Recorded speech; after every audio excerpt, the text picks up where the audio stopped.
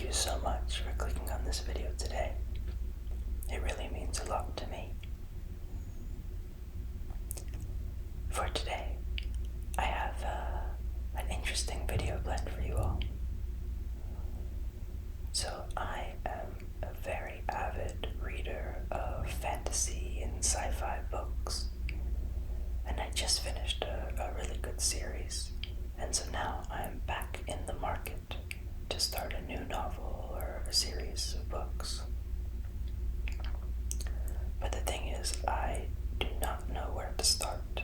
I have a long list of books that I've been wanting to read, and my hope is that I will read you the description of those books today, along with a few other facts about it, and collectively in the comments, if there's one book that sounds the most appealing to you all, that will be the book that I read next. I'm not sure if many of you are familiar, but I'll be using a app/website called Goodreads for this video. It's a really good app. I've had it for many years now, and if you don't know, Goodreads is just a place where you can track and rate all the books that you've read. Out of 5 stars, you could write a description about it, and you can also see how the broader community felt about a book and what they say about it as well. Additionally, you can follow your friends on there, see what your friends are reading, what they thought about certain books. And more relevant to this video, you can also add books to your want to read list. And so that's what I'll be reading from today, because over the years I have added way too many books to my want to read list, an overwhelming amount, which has really made it impossible for me to really choose which one to go next. It's just too overwhelming, which really defeats the whole purpose of the want to read list.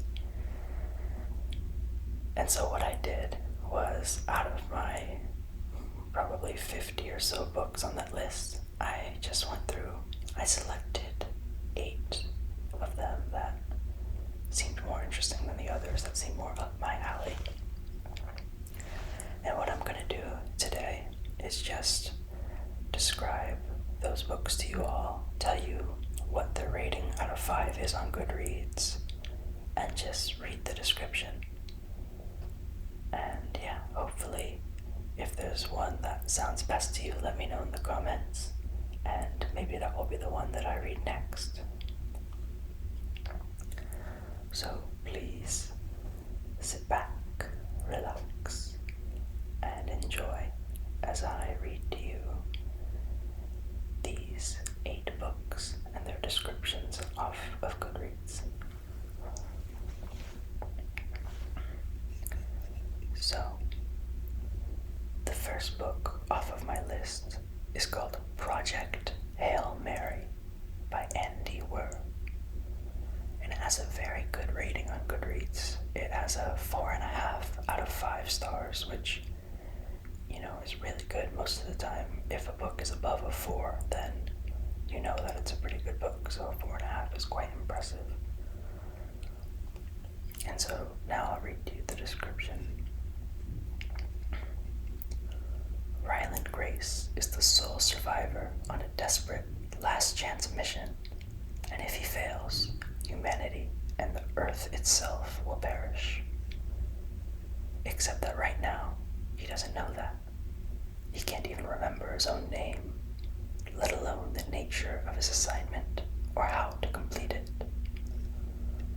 All that he knows is that he's been asleep for a very, very long time, and he's just been awakened to find himself millions of miles from home, with nothing but a computer and 2 corpses for company. His crewmate's dead, his memories fuzzily returning. He realizes that an impossible task now confronts him. Alone on this tiny ship that has been cobbled together by every government and space agency on the planet and hurled into the depths of space, it is up to him to conquer an extinction-level thanks to an unexpected ally, he just might have a chance. Part scientific mystery, part dazzling interstellar journey, The Hail Mary is a tale of discovery, speculation, and survival to rival The Martian, while taking us to places it never dreamed of going. It's a decently long book, 677 pages, which, after reading the Stormlight Archives, that isn't as daunting to me as it once would have been, but 677 is still a very decent book length. And yeah, this one caught my attention. I've always been into sci-fi sort of books, and the mysterious nature of it just really caught my eye. So that's description number 1. On to number 2. This one is the first book of a series. The book is called The Name of the Wind by Patrick Rothfuss. And the series is called The King Killer Chronicles.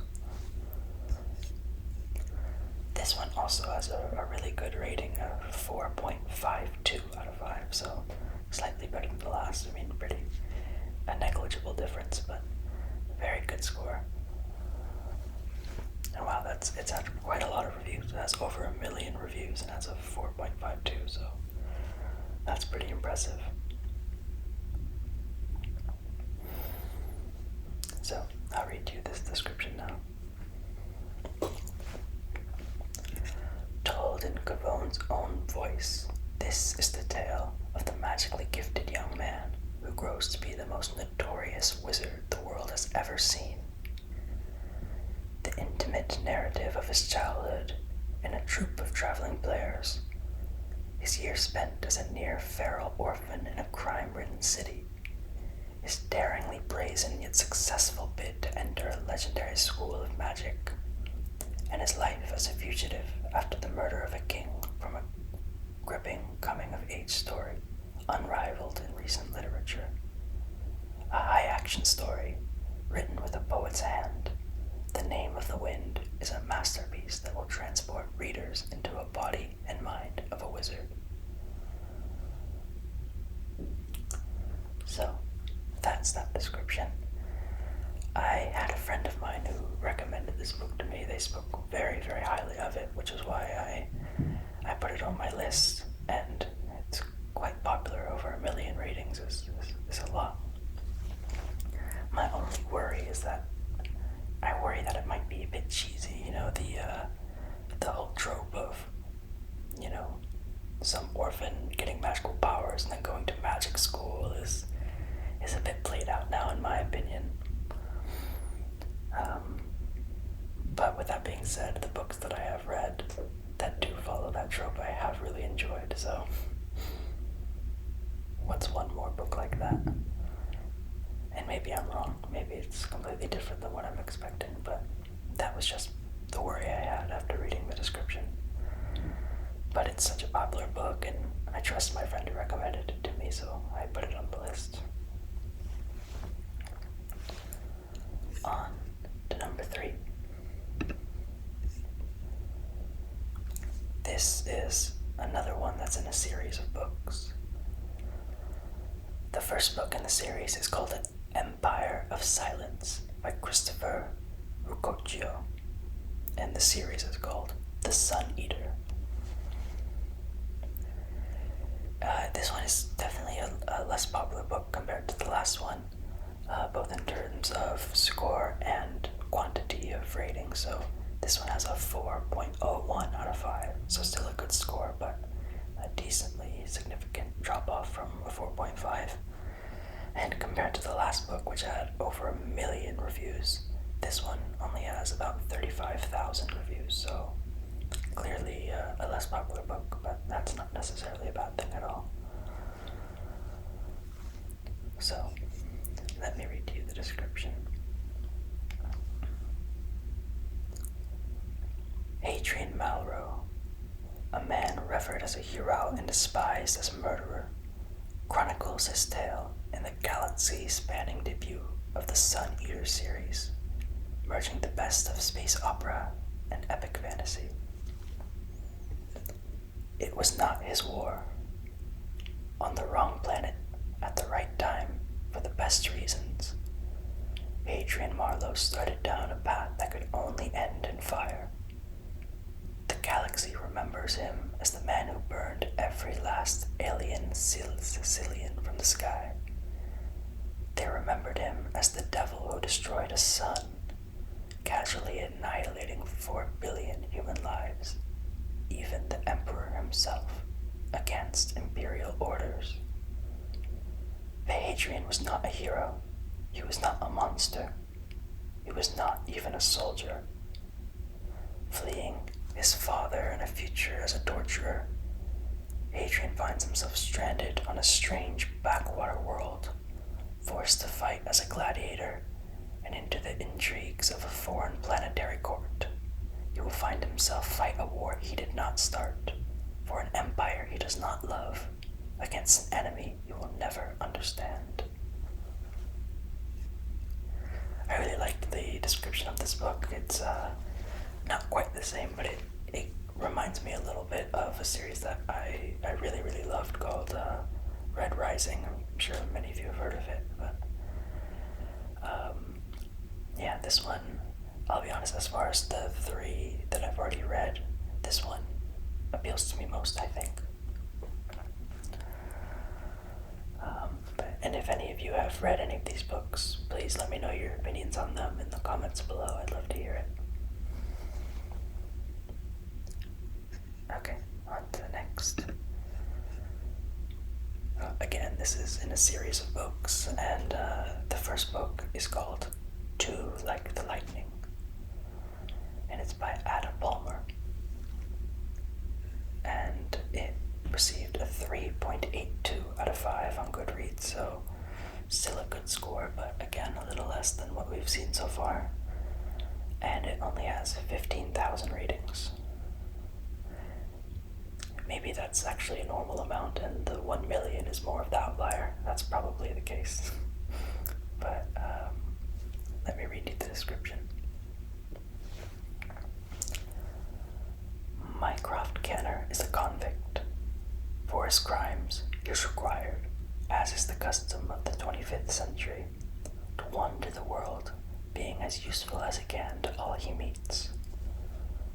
Carlyle Foster is a censer, a spiritual counselor in the world that has outlawed the public practice of religion, but which also knows that the inner lives of humans cannot be wished away.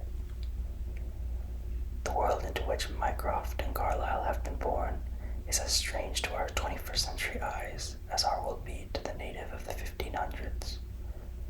It is a hard-worn utopia built on technologically generated abundance, and also on complex and mandatory systems of labeling all public writing and speech.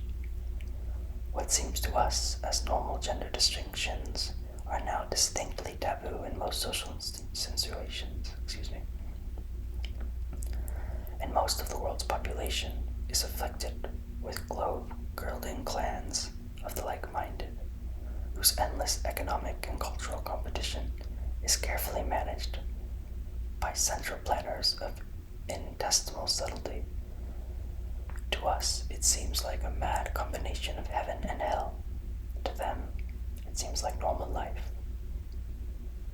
And in this world, Mycroft and Carlyle have stumbled onto a wild card that may destabilize the system. The boy bridger, who can effortlessly make his wishes come true. Who can, it would seem, bring inanimate objects to life. This one is a bit of a confusing description to me. They use a lot of big words, of course, that made me stumble a bit in reading it, but it's curious in its vagueness, it seems. And I worry that this whole boy bridger magic thing might be a bit too cheesy for me. But again, I'm just being judgmental, so perhaps I'll be completely wrong. this was another one that a friend of mine recommended. And, 3.82 stars, it's a pretty good review, so it's generally a well-liked book. But honestly, as far as the descriptions I've read so far, this one is near the bottom for me. On to the next. So this one, I've seen a lot of talk about this one on social media. That's how I first saw it. I think I saw it on TikTok, and people in the comments were really raving about it, and I read its description, and I put it on the want to read list, and so here we are. The book is called The Sword of Kagan by M.L. Wang, and it received a 4.46 stars out of 5, so a very good score out of 70,100 related ratings.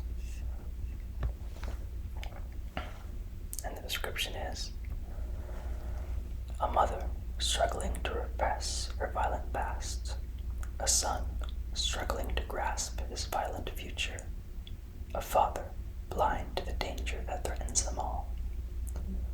When the winds of war reach their peninsula, will the Mastuda family have the strength to defend their empire, or will they tear each other apart before the true enemies even reach their shores?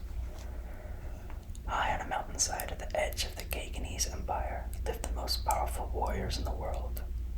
Superhumans capable of raising the sea and wielding blades of ice.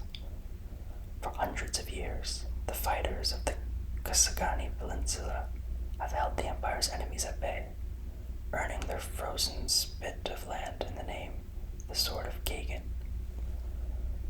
Born into the Gunsagi's legendary Mutusta family, 14-year-old Mamoru has always known his purpose: to master his family's fighting techniques and defend his homeland. But when an outsider arrives and pulls back the curtain on Kagan's alleged age of peace, Mamoru realizes that he might not have had as much time to become a fighter he was bred to be. Worse, the empire he was bred to defend may stand on a foundation of lies. Misaki told herself that she left the passions of her youth behind when she married into the Medusa household. Determined to be a good housewife and mother, she hid away her sword, along with everything from her days as a fighter in a faraway country. But with her growing son asking questions about the outside world, the threat of an impending invasion looming across the sea, and her frigid husband grating on her nerves, Mizaki finds the fighter in her clawing its way back to the surface. This one I liked a lot. I always like the sort of books where you think you're fighting for the good guys and turns out you've been lied to the whole time, and it seems like this is one of those. And yeah, I guess as an American that sits very relevant in my life. Not to get political, but it's been quite clear as I've gotten older that maybe my country's not as good as I was taught that it was. Anyways, back to regularly scheduled program. The next book. This one's called Archangel 1 by Evan Curie, and it has a 4.14 out of 5, and it has so far the least amount of ratings on Goodreads, only 4,100 ratings. This was one of the first books I think that I put on my want to read list, so from many years ago now. An elite squadron must go undercover behind enemy lines in this thrilling new space adventure from the author of the Odyssey 1 series. Humanity has reached an uneasy truth with the Empire, but unless the Allies bring the fighting to the enemy, extinction is all but assured. In preparation for the inevitable war, Commander Stephen Michaels is at the helm of Archangel Squadron, and his orders are go rogue. Disguised as mercenaries, Commander Michael and the Archangel seek intelligence on their imposing foe. Their mission takes them deep into uncharted territory, where they make inroads with the Empire, fiercely guarding their true identities and purpose. Fighting for the enemy goes against everything they stand for. Fighting for the enemy goes against anything they stand for. But these are desperate times. As their deception increases, so does the risk. With the Empire's deadliest secrets within reach, Commander Michaels and the Archangels accept a mission that will take them even deeper into the Empire fold. They know all too well that one wrong step won't just end their lives. It could end their entire civilization. I mean, come on, how does that not catch your attention right there? Yeah, this one is definitely up my alley. It's a longer series, I think, although the pages are pretty short. It says it's only 271 pages long, so not too bad indeed.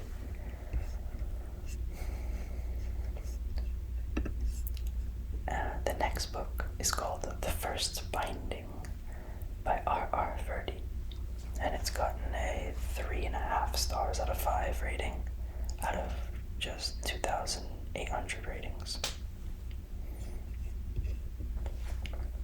And the description goes, "All legends are born of truths, and just as much lies.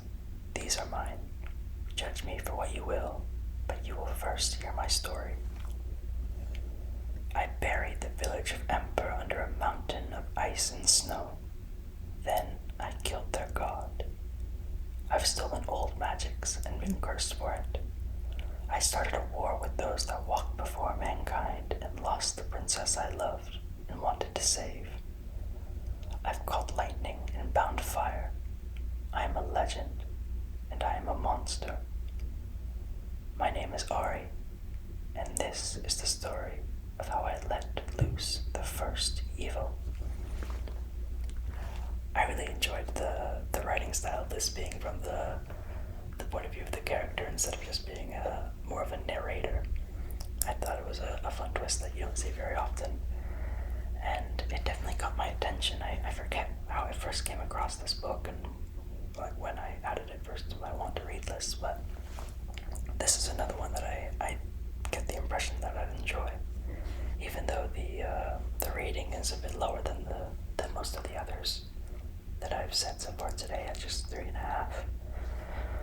But, sometimes you can't exactly just trust the ratings. I've had many books that I've rated a 5 that the consensus was a 3, or vice versa. Books that I've not liked that many did like.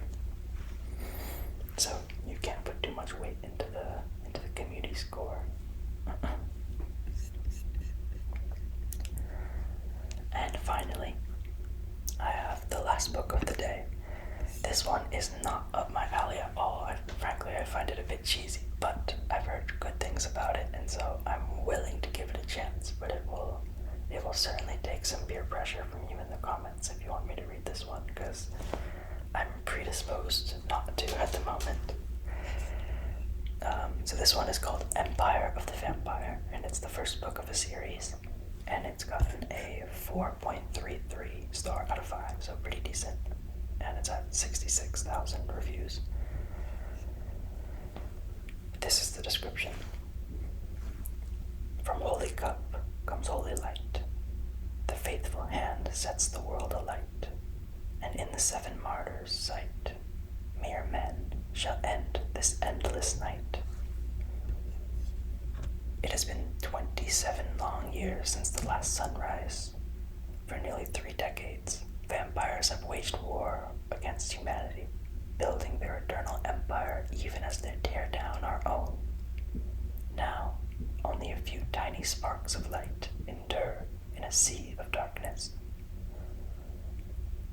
Gabriel de Leon is a silver saint, a member of a holy brotherhood dedicated to defending realm and church from the creatures of the night. But even the Silver Order could not stem the tide. Once daylight failed us, and now only Gabriel remains.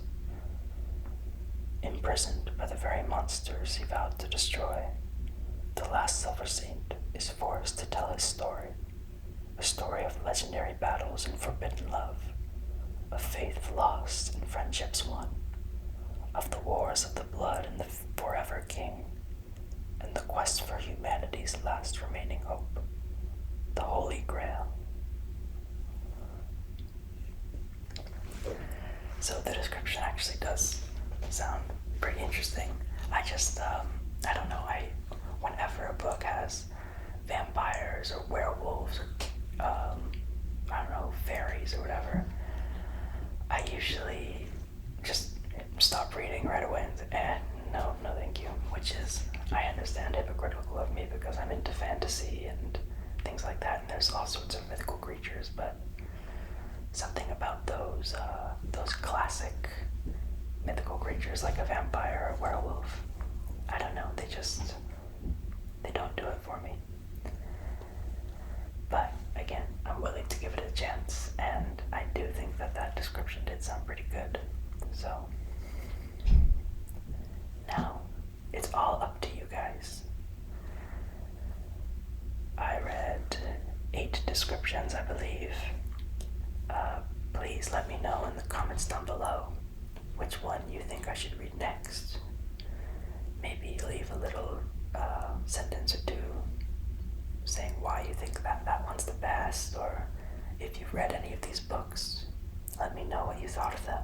I'd really appreciate it. But yeah, that's the end of today's video. This was really fun to record, actually. Maybe I'll do something like this again with my letterbox in the future. Thank you so much for tuning in. I hope you enjoyed. Please leave a like, a comment, subscribe, and I hope to see you again very soon. Thank you.